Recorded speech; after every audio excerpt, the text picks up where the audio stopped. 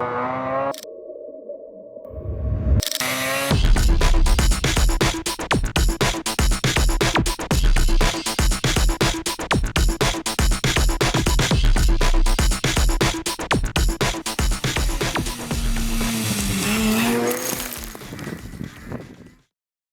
this is Jerry Bassett, Senior Editor, Snowmobile.com, and here today with the brand new 2012 Polaris Switchback models.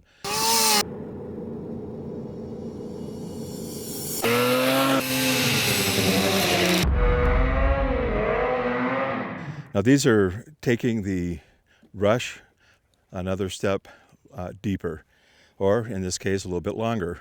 What they've done is they have extended the basic Rush rear suspension, pro-ride suspension, and they've moved it back to utilize a 136-inch track versus the 120 on the Rush. And what you get with this is a much smoother ride, greater snowmobility. I would personally take this sled over the Rush just because of the extra track length. And in particular, you gain about 8 inches of track patch on the snow, which is something you might want to consider if you're getting an 800, 150 horse clean fire twin. You get that extra power to the track.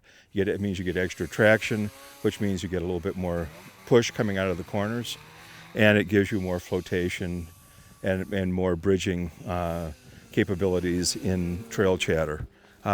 These with a low windshield have the hand guards. These are actually functional. They're not just something pretty to have here, but they do deflect the wind. You have a hydraulic braking system, and the strength of the Polaris 800, as we have already mentioned, is very good. These particular models also come with Walker Evans adjustable shocks. These are clicker shocks. You can firm or soften the ride by simple adjustment here by turning the knob. And on the rear suspension components, there's also another clicker shock adjustability here. So what you're going to find here is that this suspension doesn't need to be tuned quite as precisely as the Rush. It's less sensitive to inputs. So once you get this thing set, the increments are more like 30 to 40 pounds per turn as opposed to the 10 to 15 pounds per turn on the regular Rush, which makes this a much more compliant ride. The other thing that you're going to notice is the seat here. And this is actually a benefit to a performance rider as well as an everyday trail rider.